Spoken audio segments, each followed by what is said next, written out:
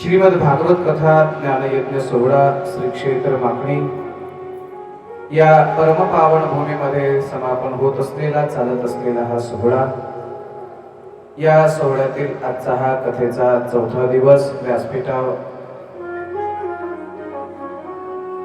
काय झालं? दुसरा आहे का? हा सांगत जरा वयामानानुसार सुधरत नाही. कथा ज्ञानयज्ञ सोहळ्यातील आजचा हा द्वितीय दिन, दुसरा दिवस, सेकंड डे. व्यासपीठावर शुकदेवजी भगवान विराजमान आहेत. समोर राजा परीक्षिती आसनस्थ आहे. कोण आहेत राजे परीक्षिती, कोण आहेत शुकाचार्य, कोण आहेत व्यास महर्षी, या सर्व पात्राची आज आपल्याला ओळख करून घ्यायची आहे. भागवत कथा ही जीवनाची व्यथा नष्ट करणारी कथा आहे. जीवनाला दिशा देणारी कथा आहे आणि ज्याच्या जीवनातली दिशा बदलते त्याच्या जीवनातली दशा आपोआप बदलते. दिशा बदलली की दशा बदलते. काही चांगली माणसं दिशा बदलली, त्यांची नको ती दशा आपण आपल्या डोळ्याने पाहिली.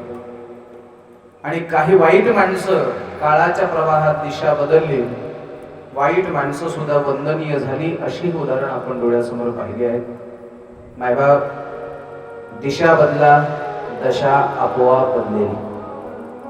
पुन्हा एक गोष्ट सांगेन, सृष्टी बदलणं आमच्या हातात नाही, पण आमची दिशा बदलणं आणि आमची दृष्टी बदलणं हे तरी आमच्या हातात आहे. ज्या गोष्टी आमच्या हातात नाही त्या गोष्टी आपण काही करू शकत नाही, पण जेवढ्या गोष्टी आपल्या हातात आहेत तेवढ्या गोष्टी मात्र आपण केल्या पाहिजे. लोकांच्या तोंडाला आपण हात लावू शकत नाही, लोकांची तोंडही आपण बंद करू शकत नाही. मग लोकांची तोंड जर आपल्या बाबतीमध्ये नको ते बोलत असतील तर अशा वेळेला एकच पर्याय उरतो, आपण एवढं आदर्श आचरण करावं, आपण एवढं प्रामाणिकपणे देवाची सेवा करावी की आज नको ते बोलणारे लोक एक दिवस तुम्हाला वंदन केल्याशिवाय राहणार नाही. मी मताचा आहे, समाज बदलणं तुमच्या हातात नाही, समाजाची वृत्ती बदलणं तुमच्या हातात नाही, समाजाचा दृष्टिकोनही बदलणं आपल्या हातात नाही. फक्त आपल्या हातात एक आहे, आपल्या स्वतःला बदल करणं. सत्संग विवेक बुद्धीचा विचार करावा आणि समाज बदलण्यापेक्षा स्वतःपासून बदलायला सुरुवात करावी. भागवताची कथा ही आपल्या जीवनाला दिशा देते. आपल्या जीवनाला दिशा मिळाली, योग्य दिशा मिळाली, अनेकांची दशा बदलली आपण पाहतो. लोक म्हणतात काही नाही, वो गरीब परिस्थितीतला माणूस होता, पण एक चांगला शिक्षक मिळाला, शिक्षकामुळे त्याची दिशा बदलली, आज तो मोठ्या पदावर आहे. कधी भजनाला येत नव्हतं, कधी कीर्तनाला येत नव्हतं, सप्ताह आला तर त्याचं डोकं उठत होतं, पण एका कथाकाराचा सहवास झाला, एका कीर्तनकाराचा सहवास झाला, त्याला दिशा मिळाली, आज त्याची दशा बदलली. भागवताची कथा ही आपल्या जीवनाची दिशा बदलते आणि ज्याच्या जीवनाला योग्य दिशा मिळते त्याच्या जीवनातली दशा बदलल्याशिवाय राहणार नाही. लक्षात ठेवा मायबाप, माझा विश्वास आहे आपण जर भागवताच्या या प्रवासाला निघालात, भागवताच्या कथेमध्ये आलात, आपली दिशाही बदलेल आणि आपली दशाही बदलल्याशिवाय राहणार नाही. श्रीमद भागवत महापुराणाच्या कथेतून काय होतं काय नाही होत याची चर्चा आपल्याला पुढे करायची आहे. त्याच्या अगोदर काल आपण भागवताच्या महात्म्याची थोडीशी चर्चा करून थांबलो होतो. कोणतीही गोष्ट मिळणं महत्वाचं आहे का कळणं महत्वाचं आहे याचा विचार करत असताना थोडस मला संवाद साधायचा आहे. एक साधं बोलेन मी आपल्याला. आता तुम्ही जरा जवळ आले म्हणजे आज मला तुम्हाला बोलता येईल. काय आहे, कुठल्याही कथा असो की कीर्तनकार असो, त्यांना थोडस बोलायला, नजर टेकायला माणसं लागतात. म्हणजे कोणाकडे तरी पाहून बोलता येईल ना. एक साधा सोपा प्रश्न विचारतो आपल्याला, माणसाला कोणतीही गोष्ट मिळावी का कळावी? बोला. हा, कळावी. आणखी पुढे बोलू का? बऱ्याच जणांना बऱ्याच गोष्टी मिळाल्या पण आणखी कळाल्या नाहीत. आणखी क्षमा मागून बोलू का? बायको मिळावी का कळावी? हा, बोला ना. तुम्हाला मिळाली पण इमानदारीने सांगा, कळाली का? मला तर अजून कळाली नाही भाऊ, मला तुमचं माहित नाही. मिळण्यापेक्षाही कळणं महत्वाचं आहे. लक्षात ठेवा बायबाप, ज्यांच्या जीवनामध्ये ज्या ज्या गोष्टीचं महत्त्व, ज्या ज्या गोष्टीचं मोठेपण कळालं नाही, त्या लोकांनी मोठ्या मोठ्या गोष्टी सुद्धा व्यर्थ घालवल्या. जुन्या काळातला दृष्टांत कदाचित आपण ऐकला असेल. उन्हाळ्याच्या दिवसामध्ये ज्वारीचं पीक राखण्याकरता शेतकरी शेतात जायचा. काळ्या भुईची जमीन असल्यामुळे तिथे दगड सापडायचाच नाही. आजही काळ्या भुईमध्ये शोधून सुद्धा दगड सापडत नाही. तुमच्याकडे कसं आहे, शोधून दगड सापडत नाही का माती सापडत नाही? म्हणजे कोणतं तरी एक असेल, दोन्हीपैकी एक असेल. काही जमिनी अशा असतात शोधून माती सापडत नाही, आणि काही जमिनी असतात की शोधून दगड सापडत नाही. पण लक्षात ठेवा, मी तर असं म्हणेल, काही काही ठिकाणी दगड शोधून सापडणार नाही एवढ्या काळ्या भुईची जमीन असते, आणि काही काही ठिकाणी शोधून माती सापडणार नाही एवढी मुरमाडाची जमीन असते. पण दोघाचा तोलणी जर विचार केला तर काळ्या भुईपेक्षा मुरमातली माणसं उत्पन्न काढतात. याचं कारण ते काळ्या आईची इमानदारीने सेवा करतात. शेती कशी आहे याच्यावर अवलंबून नाही, माणसं त्या शेतीची सेवा कशा पद्धतीने करतात हे विशेष महत्त्वाची गोष्ट सांगतो तुम्हाला. कुठल्याही क्षेत्रामध्ये तुम्हाला ती सेवा मोठं करत असते. सेवा आम्ही भागवताच्या कथा अनेक वर्षापासून करत आलो. याच भागवताने आम्हाला मोठं केलं. ही गायनाची मंडळी स्वराची सेवा करताय, ही स्वराची सरस्वती माता यांना मोठेपणा देते. तसं आपण शेतकरी आहात तर आपण सुद्धा काळ्या आईची प्रामाणिकपणे सेवा केली पाहिजे. म्हणजे 12 वाजेच्या आत शेताकडे जायचंच नाही. ही काळ्या आईची सेवा आहे काय?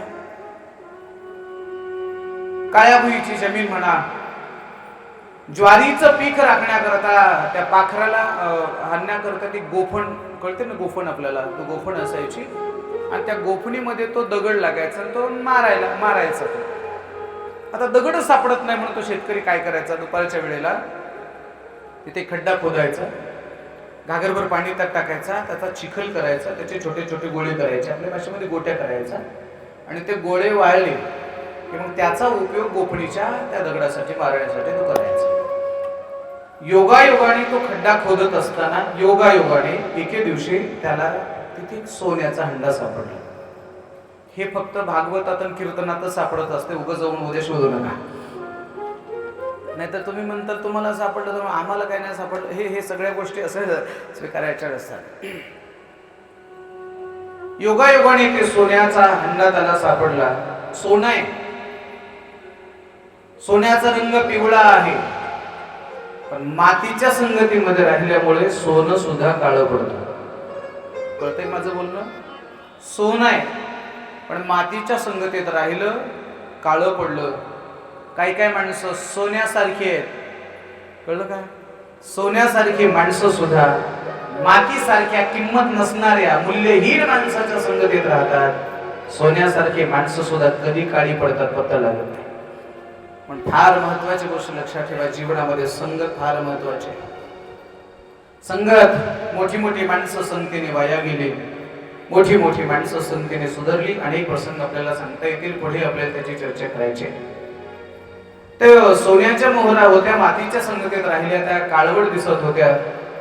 त्याला असं वाटलं की हे आपल्याला काळे खडे सापडले म्हणून त्याने का हे नाही, दिवसभर त्या गोपणीमध्ये तो खडा घ्यावा, ते मोहर घ्यावी आणि पाखरं मारण्याकरता त्याचा उपयोग करावा.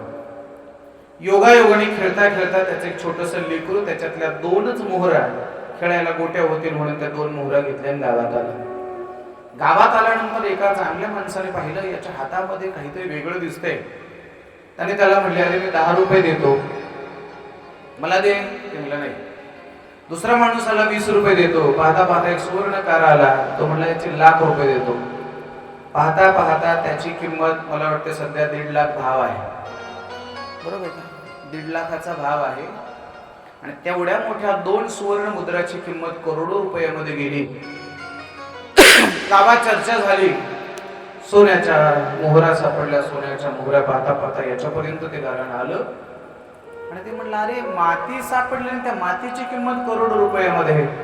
मी तर या सगळे मातीचे जे गोळे होते ते रानमान पसरून दिले. दृष्टांत जास्त वाढवत नाही. मला आता सांगा, त्या व्यक्तीला सोनं मिळालं पण कळालं नाही. ज्याला कळालं त्याला मिळालं नाही, ज्याला मिळालं त्याला कळालं नाही. पण काही लोक अशी अपवादात्मक असतात ज्याला मिळालंही आणि कळालंही. भागवत महात्म्य, भागवत कथा ऐकायला येण्याच्या अगोदर, भागवत कथा ऐकण्याची संधी मिळण्याच्या अगोदर भागवताची महती काय आहे, भागवताचं श्रेष्ठत्व काय आहे, भागवताचा मोठेपणा काय आहे हे आम्ही गायलं पाहिजे, आम्ही ऐकलं पाहिजे, आम्ही सांगितलं पाहिजे. त्याशिवाय भागवताची महती आम्हाला कळणार नाही. मी काल बोलून गेलो आपल्याला, भागवताचं सुरुवातीला सर्वात महत्वाचं वर्णन केलं ते पद्मपुराणाने. एकूण 6 शास्त्र आहेत आणि 18 पुराण आहेत. 6 शास्त्र आपण हरिपाठामध्ये गातो, चहुवेदी जाण, 6 शास्त्री कारण, 18 पुराणे हरिसी गाती. 4 वेद, 6 शास्त्र आणि 18 पुराण.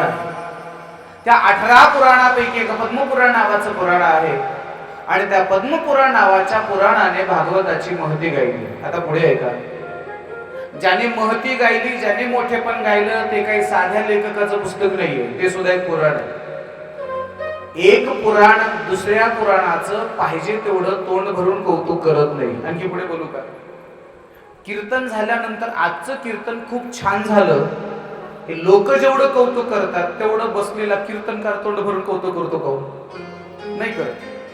एक कीर्तनकार दुसऱ्या कीर्तनकाराचं कौतुक करत नाही, एक गायक दुसऱ्या गायकाचं कौतुक करत नाही. पण इथे मात्र एक पुराण आपल्या समताकदीचं, आपल्या बरोबरीचं पुराण, त्या पुराणाचं मात्र तोंड भरून वर्णन करतंय आणि ते पद्मपुराण उत्तरखंडामध्ये भागवत शास्त्राचं, भागवत ग्रंथाचं महात्म्य वर्णन करतंय. हे काल बोलून गेलो आपल्याला, 10 अध्याय हे पद्मपुराणाच्या उत्तरखंडातले भागवतामध्ये समाविष्ट केलेले आहेत. त्यापैकी पहिल्या अध्यायाची चर्चा आपण केली होती काल. सच्चिदानंद रूपाय विश्वोत्पत्त्यादि हेतवे तापत्रय विनाशाय श्रीकृष्णाय वयं नमः. इथून पद्मपुराणाच्या महात्म्याच्या अध्यायाची सुरुवात होते. पहिल्या 3 अध्यायामध्ये भक्ती आणि तिच्या 2 पुत्रांची कथा आहे. काल मी सांगितली होती पण थोडक्यात सांगितली होती. भक्ती नावाची स्त्री आहे, तिला 2 पुत्र आहेत. एकाचं नाव आहे ज्ञान, दुसऱ्याचं नाव आहे वैराग्य. ज्ञानही मूर्छित अवस्थेत पडलेलं आहे आणि वैराग्यही मूर्छित अवस्थेत पडलेलं आहे. ज्ञानालाही किंमत नाही आणि वैराग्यालाही किंमत नाही, ही परिस्थिती आजही आहे. खरं सांगतो, आजही वैराग्यालाही किंमत नाही, ज्ञानाला तर किंमतच राहिली नाही. आणि जेव्हा ही ज्ञानी विरागवान माणसं, वैराग्यवान माणसं जेव्हा आपल्याला समाज किंवा कोणीच किंमत देत नाही, त्यांनाच वाटतंय की एवढी मोठी अक्षर भोगली, ज्ञानेश्वरींच्या, ज्ञानेश्वरांच्या, तुकोबारायांच्या सानिध्यामध्ये एवढी सेवा करून सुद्धा जर आम्हाला काही किंमतच नसेल तर काय उपयोग आहे. अशा वेळेला त्या माणसं मनाला खातात आणि पाहता पाहता ते आजारी पडतात आणि पाहता पाहता ते मूर्छित अवस्थेमध्ये, बेशुद्ध अवस्थेत पडतात. हीच अवस्था आहे भक्तीच्या 2 पुत्राची. एकाचं नाव आहे ज्ञान आणि दुसऱ्याचं नाव आहे वैराग्य. एका मांडीवर ज्ञान आहे आणि दुसऱ्या मांडीवर वैराग्य आहे. दोन्ही लेकर बेशुद्ध आहेत. कल्पना करा बरं, त्या भक्तीच्या जागेवर आपण आहोत. एक आई आहे, 2 तर्रीबाण लेकर बेशुद्ध पडलेली आहेत. एका मांडीवर एक भोरला मुलगा आहे, दुसऱ्या मांडीवर धाकला मुलगा आहे. त्यावेळेला त्या आईच्या डोळ्यात अश्रू ये म्हणण्याची गरज पडेल. कंठ दाटून येतो, अश्रू डोळे भरून येतात. जाणाऱ्या येणाऱ्याकडे प्रत्येकाकडे आशेने पाहतोय, कुणी आपल्याकडे मदत करेल का. आणि एक गोष्ट लक्षात ठेवा, माणूस कधीच लाचार नसतो. माणसावर आलेली परिस्थिती ही माणसाला लाचार बनवत असते. स्वाभिमान कोणाला नसतो महाराज. तुम्हाला, आम्हाला सर्वांना, प्रत्येकाला स्वाभिमान असतो. पण एखादं जेव्हा भयान संकट आपल्या जीवनामध्ये येतं त्यावेळेला स्वाभिमानी माणसं सुद्धा आपला स्वाभिमान गहाण ठेवतात आणि लाचारी स्वीकारून जमेल त्याला, भेटेल त्याला हात जोडतात, करा आम्हाला थोडीशी मदत. भक्ती माता मोठी स्वाभिमानी होती महाराज, स्वाभिमानी होते. पण जाणाऱ्या येणाऱ्या वाटेकडे, जाणाऱ्या येणाऱ्या एका एका व्यक्तीकडे ते आशाळभूत नजरेने पाहत होते. वाटत होतं तिला कोणीतरी मदत करेल, कोणीतरी मदत करेल. भक्तीच्या डोळ्यात अश्रू आहेत, रडते. अनेक जण त्या वाटेने जातात पण भक्तीकडे साधं कोणी पाहत सुद्धा नाही. आणखी पुढे बोलू का, भक्तीकडे पाहून दुर्लक्ष करणारी माणसं भूतकाळात होती, वर्तमानात आहेत, भविष्यात सुद्धा राहणार आहेत. ठेव बेटा, ठेव लवकर, ठेव ठेव ठेव. हा बसा बसा आता बसा.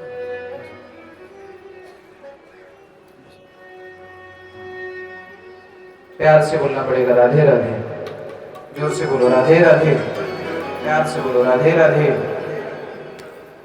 लक्ष दे माझ्याकडे. काय चालू होतं आपलं?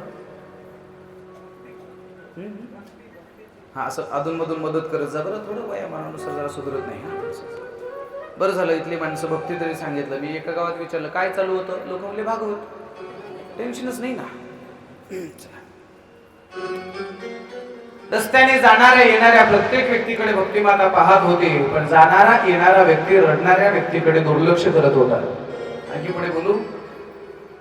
दुःखात असणाऱ्या माणसाकडे, अडचणीत असणाऱ्या माणसाकडे दुर्लक्ष करणारी माणसं आताही आहे. त्यांना असं वाटतं की कशाला लक्ष द्यायचं. आणि एक गोष्ट सांगेन मी आपल्याला, अरे सुखात असणाऱ्या माणसाकडे एखाद्या वेळेला लक्ष द्या अगर न द्या, दुःखात असणाऱ्या माणसाकडे मात्र कधीच दुर्लक्ष करू नका. अनेक लोक त्या मार्गाने जात आहेत. भक्तिमाता आषाढभूत नजरेने त्यांच्याकडे पाहते. कुणीतरी मला मदत करेल, कुणीतरी म्हणेल तुझ्या मुलाला काही झालं का, कोणी ॲम्ब्युलन्स आणेल का, कोणी दवाखान्यात नेईल का, कोणी कथेत नेईल का, कोणी कीर्तनात नेईल का. वाट पाहत होते भक्तिमाता, पण कुणीही तिच्याकडे पाहत नव्हतं. कुणी नव्हतं पाहत. भक्तिमाता निराश झाली. निराश होऊन शांतपणे भक्तिमाता बसली. तेवढ्यात योगायोगाने त्याच रस्त्याने नारदांचा प्रवास सुरू होतोय. नारद महर्षी त्याच रस्त्याने जात असताना भक्तिमातेने नारदाकडे पाहिलं.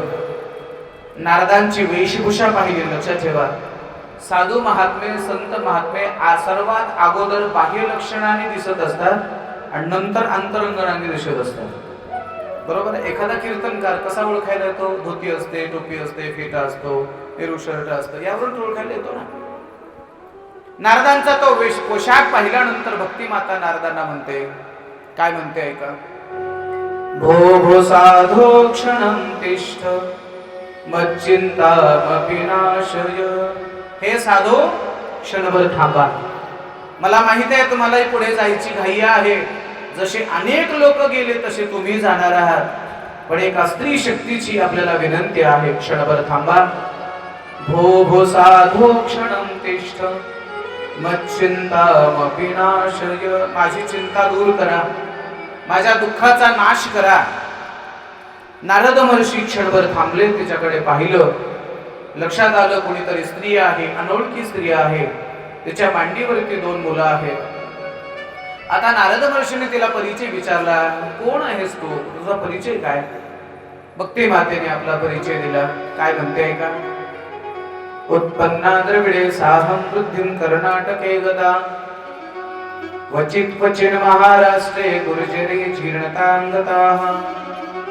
माझा जन्म कुठे झाला? भक्तिमाता सांगते. उत्पन्ना द्रविडे साहं. द्रविड देशामध्ये माझा जन्म झाला. आता द्रविड हा शब्द आपल्याला नवीन ऐकायला मिळेल, पण साऊथ इंडिया म्हणलं की लवकर कळेल. बरोबर आहे का. द्रविड, आजचा जो द्रविड प्रांत आहे तो आजच्या काळातला दक्षिण भारत म्हणजे साऊथ इंडिया हा द्रविड देश. आणि खरं सांगेन मी आपल्याला, आजही दक्षिण भारतात जेवढं संस्कृतीचं रक्षण आहे तेवढं रक्षण उत्तर भारतामध्ये नाही. मी पूर्ण भारत फिरलो म्हणून सांगतो. तुम्हाला माहिती नाही, ठाऊक नाही, आजही तुम्ही दक्षिण भारतातल्या मंदिरात जा, अगदी आपल्या जवळ तिरुपती पासून पलीकडे जा, आजही कितीही श्रीमंत देवस्थान असू द्या, देवाच्या मंदिरात लाईट नाही. समईच्या दिव्याच्या प्रकाशात देवाचं दर्शन करावं लागतं. बरोबर आहे. तरुण पिढी आजकाल जरा सिनेमाचं जरा एड जास्त आहे. तुम्ही हॉलिवूडचे चित्रपट पहा आणि दक्षिण भारतातले चित्रपट पहा, साऊथ इंडियन चित्रपट पहा. नक्कीच त्या चित्रपटामध्ये अंग प्रदर्शन कमी आहे आणि संस्कृती रक्षण सुद्धा नक्कीच आपल्यापेक्षा जास्त आहे. मान्यच करावं लागेल. का? संस्कृतीचं खऱ्या अर्थानं रक्षण द्रविड देशाने केलं, द्रविड भागातल्या लोकांनी केलं. भक्तिमाता सांगते, माझा जन्म द्रविड देशामध्ये झाला. उत्पन्ना द्रविडे साहं. नंतर मी फिरत फिरत फिरत फिरत फिरत थोडी कर्नाटकात आले. कर्नाटकात आल्यानंतर मी मोठी झाले. उत्पन्ना द्रविडे साहं वृद्धिं कर्नाटके गता. माझी वाढ, मी कर्नाटकामध्ये मोठी झाले आणि कर्नाटकाची सीमा ओलांडून, कर्नाटक आपल्याला जवळ आहे, लगेच आपल्याला जवळच आहे. उदगीर संपलं की कर्नाटक. कर्नाटक सोडलं आणि महाराष्ट्रामध्ये मी जेव्हा आले, भक्ती माता सांगते कोणाला? नारदांना. हे लक्षात ठेवा बरं का, कोण कोणाला म्हटलं, कोण कोणाला सांगताय, का सांगताय, हे सगळं लक्षात ठेवायचं. भक्ती माता नारदांना सांगते वृद्धिम कर्नाटके गता, आणि मग मी महाराष्ट्रात आले. आणि महाराष्ट्रामध्ये आल्यानंतर मात्र क्वचित क्वचित महाराष्ट्रे गुरुजरे जीर्णतांगताः, क्वचित ठिकाणी महाराष्ट्रामध्ये माझा सन्मान झाला, सगळीकडे माझा सन्मान झाला नाही. ऐकता ना, आम्ही पूर्ण महाराष्ट्र फिरलो. मायबाप एक सांगतो तुम्हाला, काही गावं भक्तीचा सन्मान करणारी आहेत आणि काही गावामध्ये भक्तीचा अजिबात सन्मान नाही. थोडं प्रामाणिकपणे बोलू. काही गावं अशी असतात, जसं की आपल्याकडे माकणीला कालपासून मला सकाळपासून फोन होते, महाराज कधी येणार, आल्याबरोबर आमचे माधवर असतील हे ते सगळेच, महाराज या लगेच गाडी आल्याबरोबर रामराम चहा घेता का, बसा बैठकीत. म्हणजे किती छान, हे भक्तीचं स्वागत आहे. आमचं कोण विचारतं, हे भक्तीचं भागवताचं स्वागत आहे. काही काही ठिकाणी आम्ही बऱ्याच वेळेला भागवत कथेच्या पहिल्या दिवशी जातो ना, त्याच वेळेला लोक शोभायात्रा करतात. मी म्हणणार होतो आपण शोभायात्रा करूया, पण ऊन खूप आहे, त्रास होईल म्हणून आपण ते टाळलं. भक्ती भागवत असेल, कीर्तनकार असेल, कथा असेल, त्यांना सन्मानपूर्वक नमस्कार करून लोक स्वागत करतात. म्हणजे समजायचं त्या गावामध्ये भक्तीचा सन्मान आहे. काही काही गावात भक्तीचा सन्मान आणि काही काही गावात आमचं स्वागत कसं करतात सांगू का? आम्ही रात्रीच्या कीर्तनाला जवळपास संध्याकाळी 7-8च्या दरम्यान जातो. त्यावेळेला आमचं सगळे भजनी मंडळ जे कार्यकर्ते असतात ते पंक्तीवाल्याकडे जेवायला गेलेले असतात आणि सगळ्या मंडपाचा ताबा गावातल्या पोरांनी घेतलेला असतो. त्या मंडपामध्ये सगळे लेकरं खेळत असतात आणि तेवढ्यात आमची गाडी दिसली. माझा अनुभव सांगतो बरं का, गाडी दिसली की मंडपातले पोरं म्हणतात महाराज आलो रे. इमानदारीने हा माझा स्वतःचा अनुभव आहे. कळलं का मला काय सांगायचंय? काही ठिकाणी भक्तीचा सन्मान, काही ठिकाणी भक्तीचा अवमान. आजही महाराष्ट्रामध्ये असे अनेक गाव आहेत, त्या गावात आणखीन सप्ताह नाही. सप्ताह नसणारे आणखीन कितीतरी गाव आहेत. भक्ती माता सांगते माझा महाराष्ट्रामध्ये सगळीकडे सन्मान झाला नाही. कुठे कुठे सन्मान झाला? क्वचित क्वचित महाराष्ट्रे. आणि मग महाराष्ट्र ओलांडून मी गुजरात मध्ये गेले आणि गुजरात मध्ये मला वार्धक्य प्राप्त झालं. मी क्षीण झाले, मी जीर्ण झाले.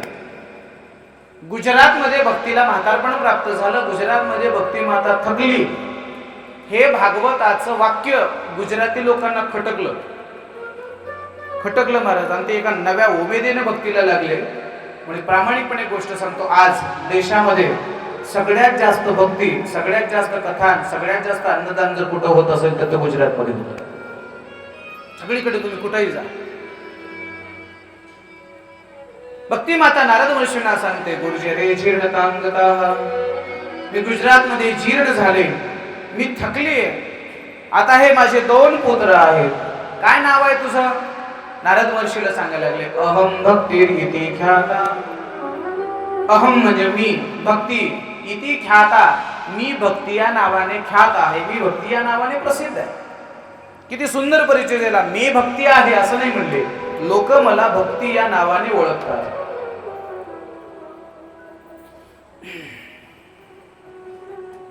प्यार से बोलना पड़ेगा, राधे राधे. जोर से बोलो ना, राधे राधे. माझं नाक तसं लहान आहे पण वासाला जरा लवकर येतो माझा. म्हणजे मलाच आला का तुम्हालाही आला? म्हणजे इशारा तर नाही. प्यार से बोलना पडेगा, राधे राधे. कोण आहेस तू? तिने परिचय सांगितला. अहम भक्ते इति ख्याता इमो मे तनयो मतो ज्ञान वैराग्य नामानो काल योगेन जर्जरो. हे माझे 2 पुत्र आहेत. एका पुत्राचं नाव आहे ज्ञान, दुसऱ्याचं नाव आहे वैराग्य. आणि हे 2 पुत्र कालयुगाने जर्जर झालेली आहेत. काय करावं प्रश्न पडलाय.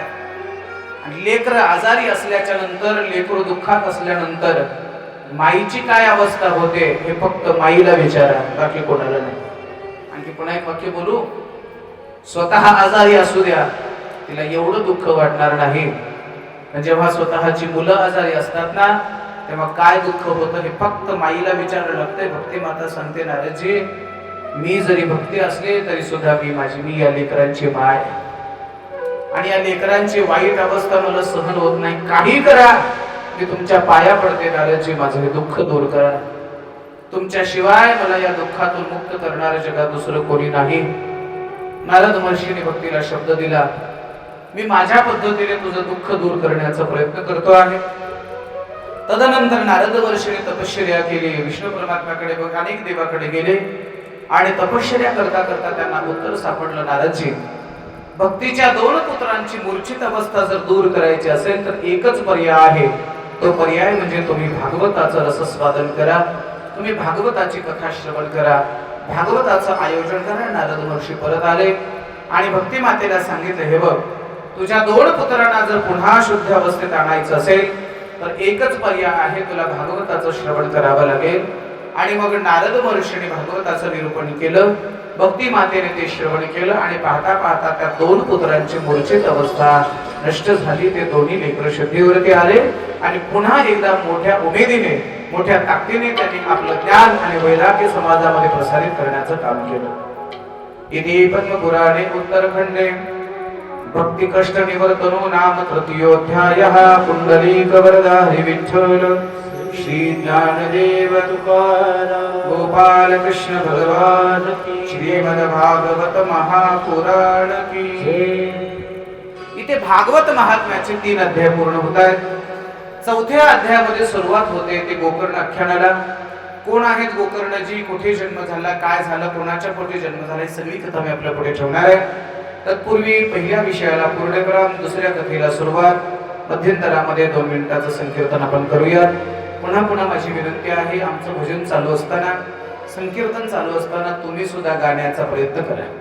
एक सांगतो तुम्हाला, स्वरात गायलं तरी फायदा होतो, ज्याला स्वर नाही त्याने सुद्धा गाण्याचा प्रयत्न करा, फायदाच होतो. महाराजांनी लिहून ठेवलंय, नाही जरी तुझं मधुर उत्तर दिदला सुस्वर नाही देवे, स्वर दिला नाही, मला म्हणता येत नाही म्हणून काळजी करायचं नाही. येईल तैसा बोल रामकृष्ण, जसं येईल तसं भजन करायचं. आणखी पुढे बोलू का? अहो, स्वरात भजन केल्यावर तर फायदा होतोच, बेसुरात भजन केल्यावर बी फायदा होतोय. सांगू, आपल्या अहमदपूर सारखं म्हणा किंवा शिरूर सारखा, लातूर सारखं एक शहर, त्या शहरामध्ये एका माऊलीला भजनाचा छंद लागला. तुम्हाला भजनाचा छंद, भजनाचा मी नाद म्हणलं नाही हा, नाद वेगळा आणि छंद वेगळा बरं का. भजनाचा छंद लागला आणि ते मालकाला म्हणायला लागले, मालक मला भजन शिकायचे हो. तुम्ही काही हरकत नाही, मला पेटी घेऊन द्या. लगेच मालक लातूरला गेले, पेटी घेऊन दिली. पेटी आणल्यानंतर तिनं ते सारखं वाजवावं, सा रे ग म प ध नि सा, सा रे ध प म ग रे सा. माझा थोडा सूर लागला, ती एवढी बेसुरात म्हणायची बराच, एवढी बेसुरात सारखं अशी बेसुरात ओरडायची. तिनं तिचं बेसुरात ओरडणं सुरू झालं की ते नवऱ्याच्या कानावर पडलं की ते उठायचं आणि मंदिरात येऊन बसायचं. 6 महिने हिचं भजन सुरू झालं की ते मंदिरात येऊन बसायचं. 6 महिने झाल्यावर ती म्हणली, का हो 10,000ची पेटी आणली, मी भजन शिकायला लागले, माझ्या भजनाची तुम्हाला आवड वाटत नाही, तुम्हाला माझ्या भजनाचा काही फायदा वाटत नाही, भजन सुरू झालं की मंदिरावर जाऊन बसता, भजनाचा काही फायदा वाटत नाही तुम्हाला. त्याने सांगितलं, तुझ्या भजनाचा मला लय मोठा फायदा झालाय. म्हणजे कोणता? शेजाऱ्याने 50 लाखाचा बंगला मलाच 20 लाखाला विकून कदरू कदरू निघून गेले, हा नगदी फायदा. कळलं मला काय बोलायचंय? आणि स्वरात भजन केल्यावर फायदा होईल यात नवलाची गोष्ट नाही. बेसुरात जरी भजन केलं तरी फायदा झाल्याशिवाय राहत नाही. म्हणून माझी विनंती आहे, तुम्हाला सुद्धा जसं येईल तसं आपण गाण्याचा प्रयत्न करायचा आहे. म्हणून माझी विनंती आहे, भजन चालू असताना तोंडाने टाळी वाजवा आणि हाताने नामस्मरण करा. करणार? हा हा, हे महत्वाचं आहे. चला सर्वजण मिळून भजन करूया. 2 मिनिटासाठी सर्वांनी आनंद घेऊया. श्री कृष्ण गोविंद हरे मुरारे, हे नाथ नारायण वासुदेव. श्री कृष्ण गोविंद हरे मुरारे, हे नाथ नारायण वासुदेव. श्री कृष्ण गोविंद हरे मुरारे, हे नाथ नारायण वासुदेव.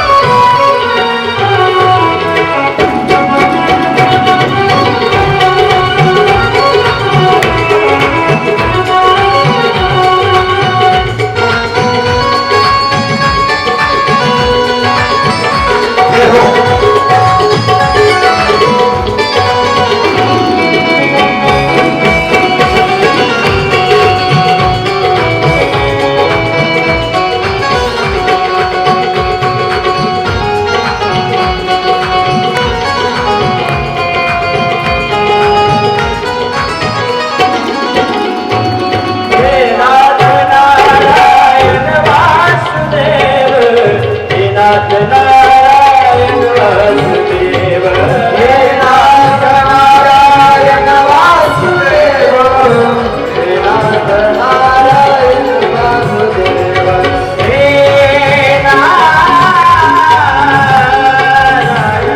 वासुदेव हे नाथ नारायण वासुदेव हे नाथ नारायण वासुदेव हे नाथ नारायण वासुदेव हे नाथ नारायण वासुदेव हे नाथ नारायण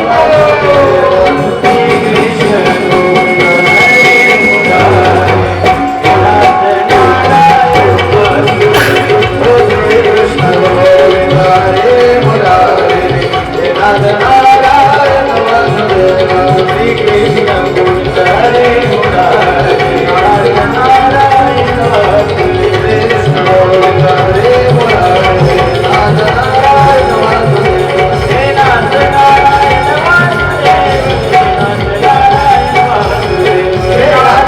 नाथ नारायण वासुदेव हे नाथ नारायण वासुदेव हे नाथ नारायण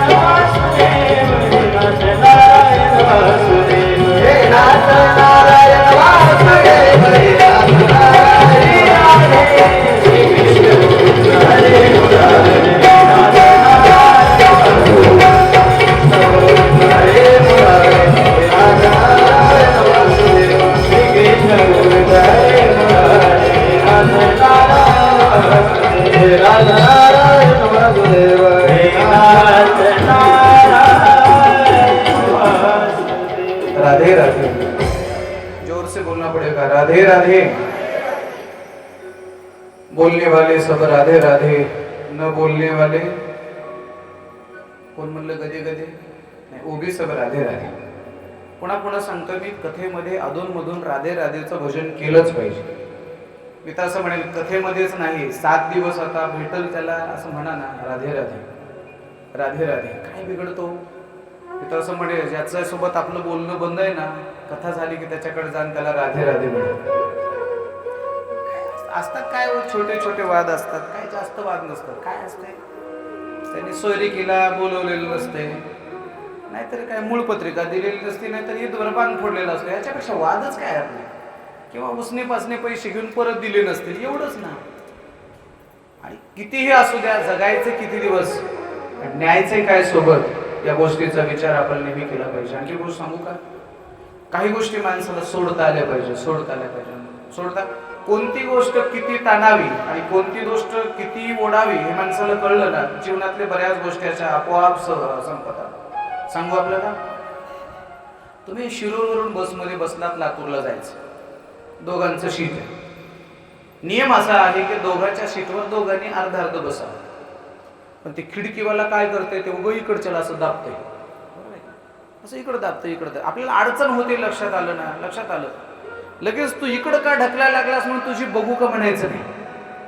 आपण फक्त एकच विचार करायचा आहे लातूरला जायला फार झालं तर 1.25 तास लागतो बरोबर आहे आणि 1.25 तास झाल्याने याचा माझा संबंधच नाही विनाकारण माझी मानसिकता कशाला खराब करू हे शहाणपणाचं लक्षण आहे म्हणजे ज्या माणसांना आपल्या आयुष्याचा आनंद घ्यायचा ना त्यांनी या छोट्या छोट्या गोष्टीला असं सोडता आलं पाहिजे माणसं उगाच साध्या गोष्टीला धरून असतात पट्टी दिली माईक मध्येच का सांगितले नाही मी मंदिराकडे जाणार नाही येडपटपणा नाही तर काय अरे दिली ना तू वर्गणी देवासाठी सहकार्य केलं ना तुझं कर्तव्य पूर्ण केलं माईक मध्ये सांगू अगर न सांगू देवाच्या दरबारात तुझी नोंद झाली आणि परमार्थ करत असताना लोकांसाठी परमार्थ करण्यापेक्षा आपला परमार्थ हे देवासाठी असावे आपली सेवा हे देवासाठी असावी लोकांचं काय घेऊन बसतात लोक कधी डोक्यावर उचलतात कधी लोक डोक्यावरच्याला कधी पायाखाली घेतात याचा पत्ता लागत नाही सेवा आपली असावी हे देवाला आवडणारी असावी आणखी पुढे बोलू ज्यावेळेला आपण रामायणामध्ये आम्ही रामकथा करतो त्यावेळेला तुलसीदासांच्या बालकांडातले काही पहिले श्लोक आहेत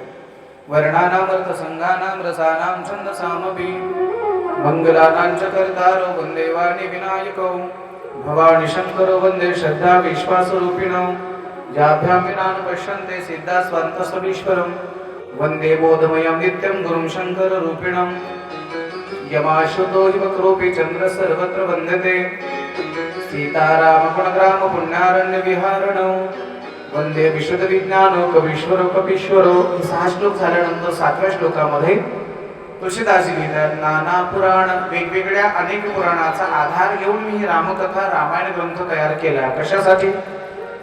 आम्ही तुळशीदासांना विचारलं, रामकथा तुम्ही कशासाठी करताय?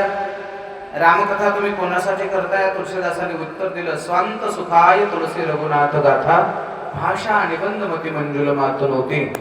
मी ही रामकथा स्वतःच्या सुखासाठी आणि देवाच्या सेवेसाठी केली, बाकी समाजाचं काही घेणं देणं नाही.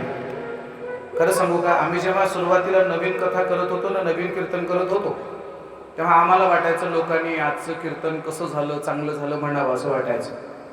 आणि कीर्तन झालं की काही लोक यायचे म्हणायचे, वा महाराज 1 नंबर कीर्तन झालं. त्यावेळेला माझं छटाकभर वजन वाढायचं आणि असं ऐकून ऐकून जरा वजनदार झालं. पण आता जर कुणी जर लोक जर म्हणले ना आजचं कीर्तन 1 नंबर झालं, मला आनंद वाटत नाही, जरा वाईट वाटते. का? मला चांगलं ठाऊक झालंय आता रोजच्या कीर्तन करायला लोक असंच म्हणतील. कसंही होऊ द्या, रोजच्या महाराजाला लोकांचं ठरलेलं असतं 1 नंबर झालं, चांगलं झालं. लोकांचं काय घेता? लोकांना कथा आवडो न आवडो, आपली कथा देवाला आवडली पाहिजे आणि आपली कथा ही ग्रंथाला न्याय देणारी असली पाहिजे. भागवताची कथा 7 दिवस करावी आणि भागवताच्या 7 दिवसाच्या कथेमध्ये भागवतातला एकही श्लोक जर उच्चारला जाऊ नये तर हा भागवताच्या ग्रंथाचा सर्वात मोठा अपमान आहे. तमाम महाराष्ट्रातल्या सर्व भागवतकारांनी म्हणा किंवा कथाकारांनी किमान भागवतातले जास्त राहिले 5-50 तरी श्लोक पाठ असावे. जाऊ द्या, जास्त नसले, जो कथाभाग तुम्ही सांगणार आहात त्या कथेच्या संदर्भातला एखादा तरी श्लोक आम्हाला पाठ असावा. त्या कथेच्या संदर्भातला एखादी तरी ओवी आम्हाला पाठ असावी.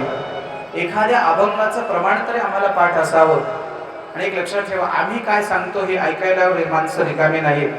आम्ही जे सांगतो त्याला जर भागवताचा आधार असेल, त्याला जर ज्ञानोबा तुकोबाराय नाथ महाराजांच्या प्रमाणाचा आधार असेल तर त्याला समाज किंमत देतोय. नाहीतर आमच्या बोलण्याला कोण ऐकून घेते नाही बाब. भागवताची कथा ही एवढी सुंदर आहे, एवढी पवित्र आहे, एवढी अवीट आहे. एक कथा ऐकत गेलात ना, नक्कीच तुमच्या जीवनाचा बदल झाल्याशिवाय राहणार नाही. आता मी एक कथा आपल्याला सांगणार आहे. ती कथा सांगितल्यानंतर मला तरी असं वाटते की 10-5 लोक तरी माझ्यासोबत घर सोडून पंढरपूरला निघतील. बघा आता पटतंय का नाही ते बघू आता. आणि एवढं सांगून तुमच्यात फरक पडत नसेल तर तुमच्यासारखे धन्य तुम्हीच. श्रीमद भागवत महापुराणाच्या पहिल्या 3 अध्यायामध्ये आपण भक्तीच्या दुःखाच्या निवृत्तीची कथा आपण श्रवण केली. त्यानंतर 4थ्या आणि 5व्या अध्यायामध्ये गोकर्णाच्या कथेला आपण सुरुवात करतो आहे. कोण आहेत गोकर्ण? त्याचा परिचय सांगत असताना भागवतकार लिहितायत, तुंगभद्रा नावाची नदी आहे आणि या तुंगभद्रा नदीच्या काठावरती एक आत्मदेव नावाचा ब्राह्मण राहतोय. आणि त्या आत्मदेव नावाच्या त्या व्यक्तीच्या पत्त्याचा विवाह झाला एका धुंदली नावाच्या स्त्रीसोबत. आता तुंगभद्रा कशाला म्हणायचं, आत्मदेव कशाला म्हणायचं, धुंदली कशाला म्हणायचं, या तिन्ही पात्राची ओळख मी आपल्याला देतोय. तुंग आणि भद्रा या शब्दाचा शास्त्रकार अर्थ करतात. तुंग म्हणजे अधिक आणि भद्रा म्हणजे कल्याण करणारी. अधिक कल्याण करणारी नदी, तिचं नाव आहे तुंगभद्रा. आणि खरं सांगतो, नदीच्या काठावरती असणाऱ्या लोकांचं कल्याण करण्याचं काम नदी करत असते. मग ते रेणा असू द्या, मांजरा असू द्या, गोदावरी असू द्या, अगर कोणती असू द्या, नदीच्या काठावर असणाऱ्या अनेक लोकांची तृषा शांत करते. अनेक लोकांच्या उत्पन्न वाढीला नदी मदत करत असते. अनेकांचं कल्याण करण्याचं काम करते. तिचं नाव आहे तुंगभद्रा. तुंगभद्रा नदीच्या काठावरती एक ब्राह्मण राहत होता. त्यांचं नाव आहे आत्मदेव. आता आत्मदेव या शब्दाचा अर्थ काय आहे? आत्मा आहे अधिक देव. एक अर्थ असा आहे ज्याच्या आत्म्यात देव आहे तो आत्मदेव. दुसरा अर्थ असा आहे आत्माच देवच ज्याचा आत्मा झाला तो आत्मदेव. तिसरा अर्थ असा आहे आत्मतत्व आणि देवतत्व यांच्यातलं भिन्नत्व नष्ट होऊन एकतत्व निर्माण झालं तो आत्मदेव. वास्तविक पाहिलं जर गेलं ना, आत्मतत्व आणि देवतत्व याच्यामध्ये भिन्नताच नाही. आत्मतत्वाची निर्मिती ही देवतत्वापासूनच आहे ना. भगवान स्वतः सांगतात, या जगातलं प्रत्येक तत्व, प्रत्येक व्यक्ती, प्रत्येक जीव हा माझा अंश आहे. भगवद्गीता पहा, ममैवांशो जीवलोके जीवभूत सनातनः. बरोबर आहे. मन षष्ठानि इंद्रियाणि प्रकृती स्थानी कर्षति. चालली का?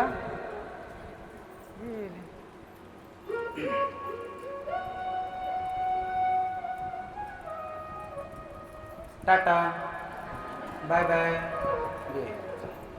प्यार से बोलना पड़ेगा, राधे राधे। जोर से बोलो, राधे राधे। आत्मदेव कशाला म्हणावं? आत्मा आणि देव यांच्यामध्ये भिन्नत्वच नाही, त्याला आत्मतत्व म्हणावं, आत्मदेव म्हणावं।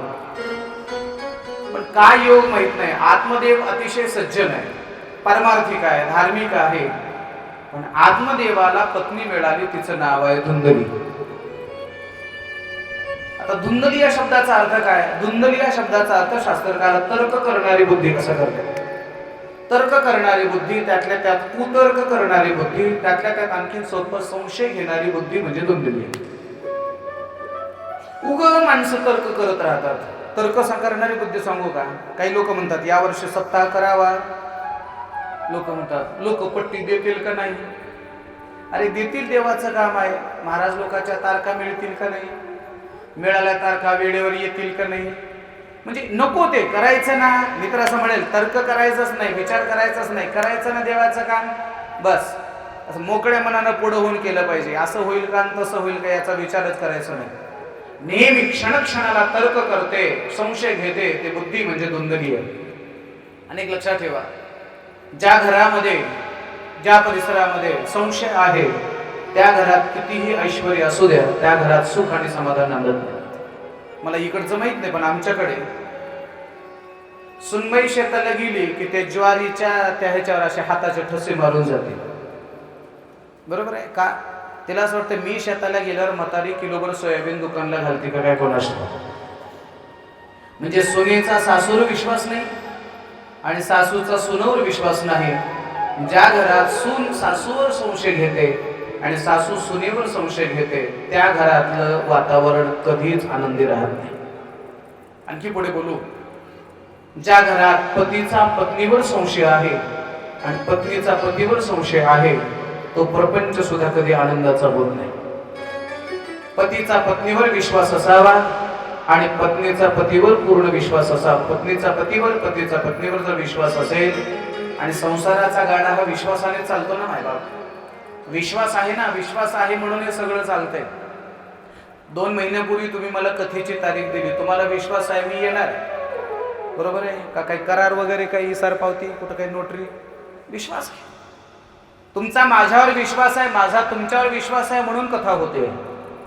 पुढे होणाऱ्या कार्यकर्त्यांचा गावावर विश्वास आहे, सत्ता आहे, मोठं काम आहे, लोक वर्गणी देणार आहे, तुमचा विश्वास आहे।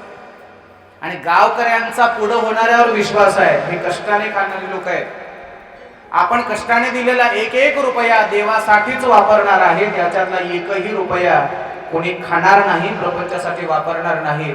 हा गावाचा कार्यकर्त्यावर विश्वास आहे म्हणून हे धर्मकार्य होत आहे। जिथे विश्वास आहे तिथे कार्य व्यवस्थित पार पडतं, जिथे विश्वास नाही तिथे मात्र कुठलाच आनंद नाही। धुंदली ही तर्क करणारी बुद्धी आहे, संशय घेणारी बुद्धी आहे, विनाकारण कुठेही संशय घेऊ नये। सांगू आपल्याला, महाराज तर एके ठिकाणी असं म्हणतात, संशयाहुरी थोर आणि पाप नाही घोर। संशय घेणं हे सर्वात मोठं पाप आहे। संशयामुळे काय होते सांगू का? संशयाने अनेक लोकांचा प्राण घेतला, संशयाने कुटुंब तुटली, संशयामुळे संसार उद्ध्वस्त झाले। आम्ही संशय घेऊ नये, आणि ज्यांनी आपल्यावर पूर्ण विश्वास टाकला त्या लोकांनी विश्वासघातही करू नये। दोन्ही गोष्टी मी आपल्यापुढे ठेवतोय। धुंदली कशालाही तर्क करायची, कशालाही संशय घ्यायची। आत्मदेव परमार्थ करणारा सरळ मार्गातला व्यक्ती आहे, आणि पण त्याला धुंदलीची संगत मिळाली। धुंदली कशालाही तर्क करणारी बुद्धी, लक्षात ठेवा, ही तर्क करणारी बुद्धी स्वतःही अडचणीत येते आणि दुसऱ्यालाही अडचणीत आणते। कल्पना करा, रात्री कीर्तन करून तुम्ही घरी परत गेला, जाता जायच्या वेळेला नेमकं लाईट गेली, हातात मोबाईल नाही, टॉर्च नाही, बॅटरी नाही, काही नाही, जाता जाता तुमचा पाय कशाने तरी भरला, तुम्हाला माहित नाही कशाने भरला, कशाने भरला हा संशय मनात निर्माण झाला ना। पाय भरलाय पण कशाने भरला माहित नाही, पण पाय भरला, घरी गेल्याबरोबर तुम्ही काय कराल? पटकन तांब्याभर पाणी घेणार, पाय धुवून टाकणार, आपल्या कामाला लागणार, पण याच्या मनातला तो संशय जाईल, पाय नेमकं कशाने भरला असेल, पाहावं, लाईटमुळे दिसत नाही। आता कशाने का भरला असं ना, एक चांगला पर्याय काय, धुवून टाकायचं, कामाला लागायचं, त्याच्या मनातलं तर काही निघत नाही। पाय कशाने भरला असेल असं पाहिलं, मेळ बसलं, त्याने जिथे घाण लागली होती तिथे असं बोट लावलं. ऐकायला जरा घाण वाटेल तुम्हाला, पण ऐकून घ्या. तिथे बोट लावलं आणि नाकाच्या जवळ आणलं. पण नेमकं सर्दी झालेली होती, वास येणं बंद होत. आता नाकाच्या जवळ ती घाण आणून सुद्धा मेळ बसना. आता याच्या पुढे मी जिभेजवळ आणलं हे काही मी सांगणार नाही. मला काय सांगायचं थोडं लक्ष द्या. पाय कशाने भरला असेल हा संशय घेण्यापेक्षा भरलेल्या पाय स्वच्छ करणे आणि पुढच्या कामाला लागणे हे शहाणपणाचं लक्षण. धुंदली सार्थ कशाचाही संशय घ्यायचे. कोणी काही सांगितलं की संशय संशय तर्क करणारी बुद्धी होती. अनेक वर्ष आत्मदेव असा विश्वास टाकणारा विश्वास होता. धुंदली मात्र संशय घेणारी होती. आत्मदेवाला असं वाटायचं देवाची भक्ती केली की चांगलं होतंय, आणि धुंदली म्हणायचं देवाचं करून काय देवाची भक्ती करून का कोणाचं चांगलं झालं का. आणखी पुढे बोलू का माय बाप. समाजामध्ये अशा काही घटना घडतात. देवदेव करणारी माणसं, देवाची सेवा करणारी माणसं, पण नेमकं त्याच्या जीवनामध्ये दुःख येतंय. आणि देवापासून लांब असणारी माणसं मग तुम्हाला आम्हाला दुःख देतात. बघा देवाचे झाडलोट करते पण आहे का त्याचा संसार. मग अशा लोकांना संशय किंवा अशा लोकांना त्यांचा विचार प्रवाहित करण्याकरता ताकद मिळते. धुंदलीला असं वाटतं आत्मदेव म्हणायचा देवाची सेवा केली की चांगलं होते. धुंदलीला वाटायचं देव कोणा चांगलं करतच नाही. असं करता करता करता करता अनेक वर्ष झाले. त्यांना पुत्र सौख्यच नाही, मुलबाळ नाही. असं करता करता करता करता हे दुःख कोणाला सांगावं कोणाला सांगावं. दुःख सांगता सांगता योगायोगाने काही ऋषींची काही महात्म्यांची भेट झाली आणि आपल्या जीवनातलं दुःख आत्मदेवाने त्या महात्म्याला सांगितलं. एक सांगतो आपल्याला, जगातला प्रत्येक माणूस दुःखी आहे. फक्त एक करायचं, शक्यतो आपलं दुःख कोणाला सांगायचं नाही, सांगायचंच नाही. त्यातल्या त्यात माणसाला तर आपलं दुःख कधीच सांगायचं नाही. याचं कारण सांगतो. ही माणसं आपलं दुःख ऐकून घेताना रडून ऐकतात, पण रडून ऐकलेलं दुःख मात्र दुसऱ्याला सांगताना हसू हसू सांगतात. जी माणसं रडून ऐकतात आणि हसून सांगतात अशा नीच माणसाच्या समोर कधी आपलं दुःख सांगायचं नाही. दुःख सांगायचंच असेल तर सांगा कौशिक आपल्या पत्नीला सांगा. सांगायचंच असेल दुःख तर आपल्या आईला सांगा. सांगायचंच असेल दुःख तर नरसिंह भगवंताला सांगा. आणि सांगायचं असेल दुःख तर दंडोबा तुकोबाराया संतांना सांगा. कोणाला हे दुःख सांगून आपल्या जीवनाचं वाटोळं करू नका. माहिती सांगू आपल्याला, दशरथ महाराजांना सुद्धा खूप मोठं दुःख झालं होतं. ते दुःख त्यांनी कौशल्येला सांगितलं. अयोध्येचा राजा होते दशरथ महाराज. स्वर्ग लोकामध्ये स्वर्गामध्ये गेल्यानंतर जो इंद्र होता ना, तो इंद्र असा ताडकन उठायचा, दशरथांना नमस्कार करायचा आणि आपल्या सोन्याच्या सिंहासनावर दशरथांना बसायला जागा द्यायचा. काय ताकद असेल मला दशरथाची. देवाचा राजा इंद्राने दशरथांना आपल्या जागेवर बसायला जागा द्यावी आणि इंद्राने दशरथांच्या समोर खाली बसावं एवढी योग्यता दशरथांची होती. एके दिवशी दशरथ महाराज गेले. काय जे असेल ते त्यांचा संवाद झाला. दशरथ महाराज परत निघाले आणि परत निघाल्याच्या नंतर त्यांचा एक कमंडलू विसरला होता. आणि कमंडलू विसरलेला घेण्याकरता बाहेर आलेले दशरथ महाराज पुन्हा त्या इंद्रसभेमध्ये गेले. आणि गेल्यानंतर लक्षात आलं की आपण ज्या सिंहासनावर बसलो आहोत ते सिंहासन इंद्राचे सैनिक, इंद्राचे दूत, इंद्राचे प्रधान त्यावर गोमूत्र शिंपडत होते, पाणी शिंपडत होते आणि त्या सिंहासनाला शुद्ध करत होते. दशरथाने हे दृश्य पाहिलं आणि इंद्राला विचारलं, का रे इंद्रा, आम्ही क्षत्रिय लोकांनी या सिंहासनावर बसल्यावर काय विटाळ होतो का? मी या सिंहासनावर बसलो म्हणून तुम्हाला विटाळ झाला का? तुम्ही गोमूत्र शिंपडताय, पाणी टाकताय, या सिंहासनाला शुद्ध करताय, काय करताय सांगा? इंद्र असा लटलट लटलट कापायला लागला. दशरथाच्या समोर हात जोडले म्हणायला लागले, राजे तुम्ही अयोध्येचे राजे आहात, तुम्ही फार मोठे आहात, तुम्ही फार पराक्रमी आहात. तुमच्या कर्तृत्वाचा आदर म्हणून मी स्वतःच सिंहासन सोडतो आणि तुम्हाला जागेवर बसायला जागा देतो.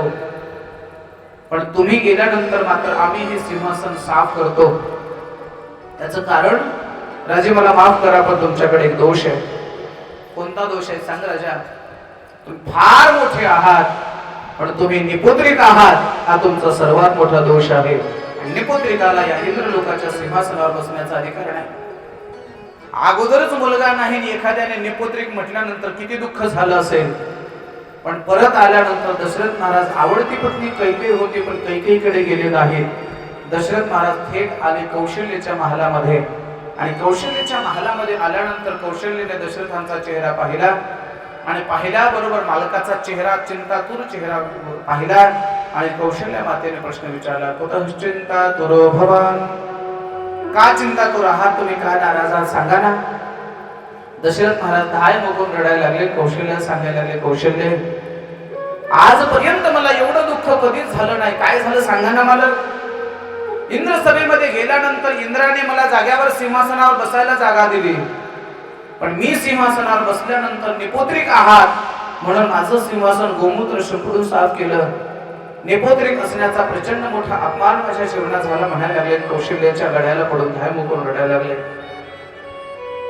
कौशल्य मातेने आपल्या मालकाचे अश्रू पुसले आणि आपल्या मालकाला आधार दिला आणि सांगितलं मालक, होईल ना भगवंताची इच्छा असेल तर आपण एखादं चांगलं कर्म करूया, आपण एक सुंदर असा यज्ञ आयोजित करूया. आणि कौशल्याच्या सूचनेनुसार राजा दशरथाने एक यज्ञ केला. त्या यज्ञाचं नाव आहे पुत्र कामेष्टी यज्ञ. आणि मग पुढचा प्रसंग आपल्या सर्वांना माहित आहे.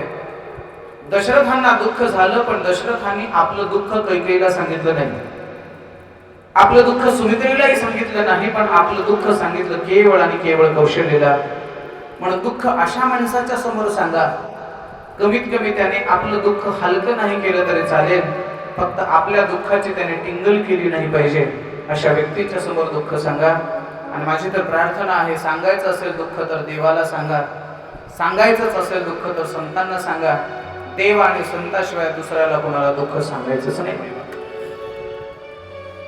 दुःख कुणाला नाही, प्रत्येकाला दुःख आहे, सांगायचं. देखे सो दुखिया बाबा, जो देखे सो दुखिया बाबा, जो देखे सो दुखिया बाबा, जो देखे सो दुखिया बाबा, सुखिया कोई नहीं रे, सुखिया कोई नहीं रे, जो देखे सो दुखिया बाबा,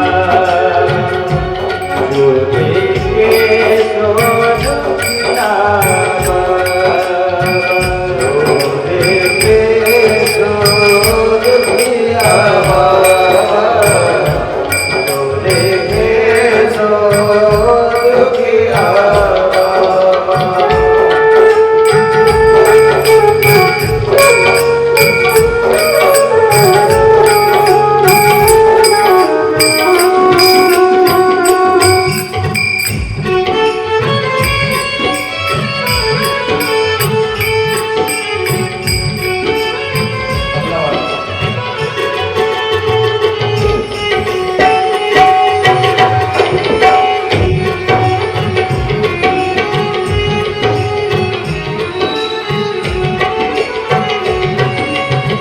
राजा दुखिया प्रजा दुखिया, राजा दुखिया प्रजा दुखिया, दुखिया धन बैरागी रे, दुखिया धन बैरागी रे, जो देखे सो दुखिया बाबा, जो देखे सो दुखिया बाबा, जो देखे सो दुखिया बाबा. प्रत्येक माणूस दुःख आहे, राजा भी दुःखात आहे, प्रजाही दुःखात आहे. दुःख नाही असा माणूस नाही. फक्त दुःख कोणालाही सांगायचं नाही. सांगायचं असेल दुःख नरसिंह भगवंताला सांगा, सांगायचंच असेल दुःख तर माझ्या ज्ञानोबा तुकोबांना सांगा. आत्मदेव नावाचा हा व्यक्ती सुद्धा आपल्या जीवनातलं दुःख त्या साधूंना सांगतोय. साधू, अनेक वर्ष झाले मला पुत्र सौख्य नाहीये, मला मुलबाळ नाही. साधू महात्म्याने विचारलं, सांगितलं बाबा हे सगळं प्रारब्धाच्या अधीन आहे, या सगळा नशिबाचा प्रारब्ध रेखेचा भाग आहे, पण तरी सुद्धा एक प्रसाद म्हणून एक फळ तुला आम्ही देतो आहे, ते फळ सेवन करायला सांगा. प्रसाद म्हणून ते फळ आत्मदेवाला दिलं. आत्मदेवाने ते फळ आपल्या पत्नीला दिलं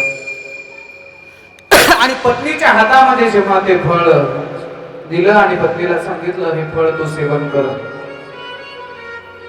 पत्नीच्या हातात, धुंदलीच्या हातात फळ पडल्याबरोबर आता हिचा नाही तो विचार सुरू झाला. फळाने कुठे काही लेकर होत असतात का, फळाचा काय संबंध आहे, असं करता करता तिने ते फळ खाल्लं तर नाही, उलट ते फळ त्याने एका उकिरड्यावरती टाकून दिलं. त्या उकिरड्यावरती फिरत फिरत एक गोमाता आली. त्या गोमातेने फळ सेवन केलं आणि त्या गायीच्या पोटी एक पुत्र जन्माला आला. त्याचे कान होते गायीसारखे, त्याच्यावरून त्याचं नाव पडलं. गो म्हणजे गाय, कर्ण म्हणजे कान. बरोबर, कर्ण म्हणजे कान आणि गो म्हणजे गाय. त्याचे कान होते गायीसारखे म्हणून त्याचं नाव पडलं गोकर्ण. इकडं धुंदलीने मी गरोदर आहे असा वेश धारण केला आणि तिची बहीण गरोदर असताना तिच्या बहिणीचा जो पुत्र होता तो माझा पुत्र असं सांगितला आणि त्याचं नाव ठेवलं पुढे धुंदुकारी. 2 पुत्र झाले आत्मदेवाला. एकाचं नाव आहे धुंदुकारी, दुसऱ्याचं नाव आहे गोकर्ण. गोकर्ण हा धर्माप्रमाणे वागणारा शांत परमार्थिक आहे आणि धुंदुकारी मात्र याच्या एकदम विरोधी अंगाने वागणारा आहे. कधी भजन नाही, कीर्तन नाही, नामस्मरण नाही, वारी नाही, दान नाही, धर्म नाही, अतिशय वाम मार्गाने वाईट आचरण करणारा. बघा तुम्ही, कधी कधी एकाच घरामध्ये असे 2 पोरं जन्मले. एक मंदिरापासून इकडे तिकडे जात नाही, अजिबात हलत नाही, दुसरं मंदिराकडे पाय ठेवत नाही.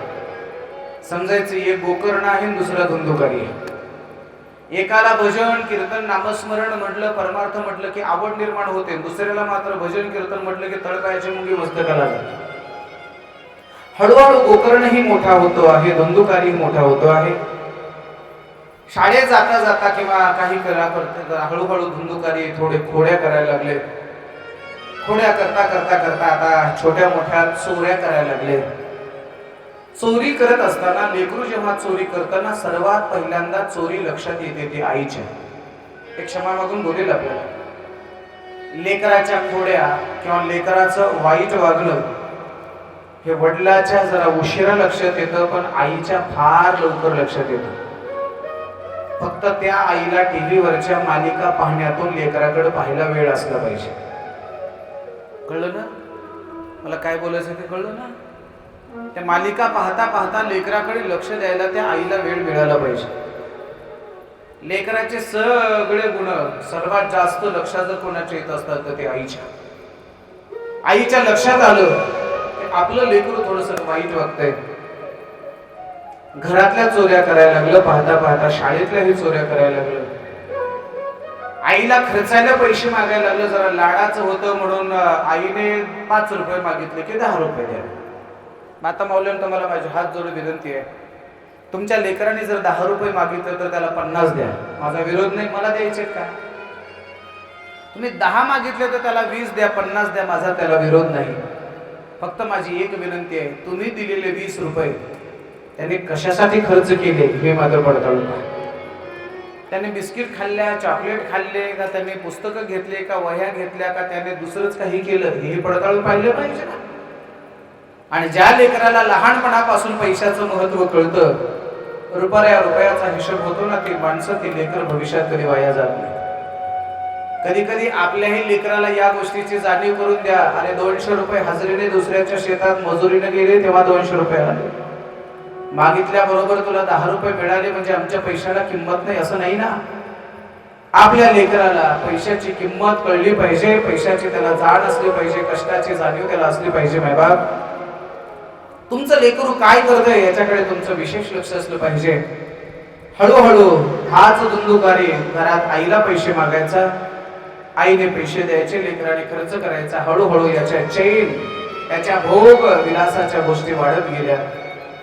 आता आईला मागून घेतलेले पैसे आता याला पुरत नव्हते. हळूहळू हा धुंदुकारी चोरी करायला लागला. अगोदर घरात चोऱ्या करायला लागल्या, चोऱ्या करता करता शेजारी चोऱ्या करायला लागला आणि हळूहळू हळूहळू ही चर्चा पसरत पसरत पसरत बापापर्यंत आली. आत्मदेवाला कळलं की आपला मुलगा चोऱ्या करतोय. आपण तर दररोज पूजाविधी करणारी माणसं, हरिपाठ करणारी माणसं, भजन करणारी माणसं, आणि आपल्या पोटी जर चोऱ्या करणारा मुलगा जर जन्माला आला तर आपल्या जगण्याला काय अर्थ आहे? म्हणले गोकर आत्मदेवाने दरवाजा लावून जे बसले, 8 दिवस घराच्या बाहेरच निघाले नाहीत नाही. शेवटी धुंदुकारीने मालकाला समजावलं. शेवटी आत्मदेवाने कठोर अंतःकरण केलं, पोराला जवळ घेतलं. एका बाजूला गोकर्ण महाराज उभे आहे, दुसऱ्या बाजूला धुंदुकारी उभा आहे. आत्मदेव आता बोलायला लागले धुंदुकारीला. धुंदुकारीला म्हणतात, अरे धुंदुकारी, अरे चांगल्या कुळामध्ये तुझा जन्म झाला, एका पवित्र कुळामध्ये तुझा जन्म झाला. धुंदुकारी, अरे चांगलं वागून चांगलं होतं की नाही याचा भरोसा नाही, तर वाईट वागून चांगलं कसं होईल? तो हे वाईट वागणं सोड बाळा, तो हे वाईट वागणं सोड, तुझे हे पाप कर्म सोड आणि चांगल्या मार्गाला लाग. बाप पोराला समजवतोय, समजून सांगण्याचा प्रयत्न करतोय, पण धुंदुकारी तर ऐकत तर नाही, उलट बापाकडे मोठे मोठे डोळे करायला लागला. लक्ष द्या माझ्याकडे. बापाकडे मोठे मोठे डोळे करतोय, बापाकडे असे डोळे वटारू वटारू पाहतोय. एवढ्यावर थांबला नाही धुंदुकारी, बापाला उलट बोलायला लागला. एवढ्यावर थांबला नाही तर बापाला शिव्या द्यायला लागला. एक मुलगा बापाला उलट बोलतोय, शिव्या देतोय, आणि दुसरा मुलगा, त्याचं नाव आहे गोकर्ण. हा गोकर्ण आता वडिलांना समजावतोय. सगळ्या बापाने लक्ष देऊ नये का? आता माझा महत्वाचा मुद्दा आहे. हा जो दुसरा मुलगा आहे ना गोकर्ण महाराज, आता बापाला समजावतोय, बाबा असारं खलु संसार, हा संसार सगळा खोटा आहे, हा संसार सगळा मिथ्या आहे, आणि या प्रपंचामध्ये तुम्ही मुलासाठी एवढे कष्ट करावे, रात्रीच्या 12-12 वाजता जाऊन शेतात दारं धरावी, अहोरात्र कष्ट करावे, आणि ज्या मुलासाठी तुम्ही कष्ट करावे तो मुलगा जर तुमच्या शब्दाला किंमत देत नसेल, तो मुलगा जर तुमच्या शब्दाचा आदर ठेवत नसेल, आणि तो मुलगा जर तुम्हाला उलटून बोलत असेल, तर शास्त्र असं सांगतं, पोराने बापाचा अपमान केला की बापाने घरात थांबायचं नाही, तुम्ही गंगेच्या तटावरती जाऊन स्वतःचा उद्धार करून घ्यावा. ऐकताय ना सगळे बाप? गोकर्णाने सांगितलं, पोराने अपमान केला, घरात राहायचं नाही, गंगेच्या कटावर जा. आणि त्याच वेळेला आत्मदेवाने लगेच आपली वळकटी पिशवी गुंडाळली आणि भागीरथीच्या काठावरती जाऊन स्वतःचा उद्धार करून घेतला. ऐकताय ना सगळे? पोराने अपमान केला. जागे आहेत ना तुम्ही सगळे बाप? जागे आहेत ना जेवढे तेवढे तरी? पोराने अपमान केला, पोरग उलट बोललं, पोरग अंगावर आलं की शहाण्या बापाने घरात राहायचं, राहायचं नाही सुद्धा म्हणीनात तुम्ही. पोराने अपमान केला की बापाने घरात राहायचं नाही. काही माणसं म्हणतील, महाराज राहायचं नाही म्हणता सोपं आहे, पण जायचं कुठं? जा पंढरपूरला, माझी पांडुरंग परमात्मा तुम्हाला सांभाळेल. नाहीच पांडुरंगाने सांभाळलं, आळंदीला जा, आमची माऊली तुम्हाला सांभाळेल. नाहीच माऊलीने सांभाळलं, जा देहूला, आमचे तुकोबाराय तुम्हाला सांभाळतील. आणि भागवताची शपथ घेऊन या व्यासपीठावर सांगतो, ज्ञानोबा तुकोबारायने जर तुम्हाला नाही सांभाळलं तर या खानापूरला मरेपर्यंत सांभाळण्याची जबाबदारी माझी. मरेपर्यंत सांभाळण्याची. काय नाही लागत तुम्हाला? काय लागतो? भागवताला 10-5 आहेर सहज करतात लोक, तेच कपडे तुम्हाला शिवून घालायचे, काय अडचण आहे? आणि 2-5 पोते धान्य तर सहज जमतंय. म्हणजे आता म्हणजे तुम्ही आणा असं म्हणलो नाही मी, अरे सांगायला म्हणजे ते हेच आलेलं अन्न तुम्हाला शिजून खाऊ घालायचं आणि आहेले आहेर कपडे तुम्हाला, काय मला खर्च नाही पडणार. आणि प्रामाणिकपणे सांगतो, मरेपर्यंत सांभाळण्याची जबाबदारी माझी. मरेपर्यंत. तुम्हाला जर ती काही एखादी योजना असेल, काही ते पेन्शन, संजय गांधी निराकार काही असेल, तर त्याच्यातला रुपया मला नको. लाडक्या बहिणीचा तर अजिबात नको. तर तुमचा तर नकोच बाबा, तो लाडक्या बहिणीचा रुपया नको. का? कदाचित लाडक्या बहिणीचा रुपया घ्यावा आणि व्यवस्था कमी जास्त झाली तर ती एकनाथ शिंदे माझ्या विरोधात उठून प्यार से बोलना पडेगा, राधे राधे. राधे राधे गोविंद गोविंद राधे. राधे राधे गोविंद गोविंद राधे.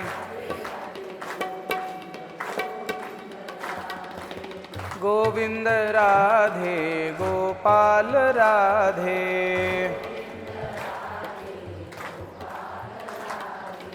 गोविंद राधे गोपाल राधे. राधे राधे गोविंद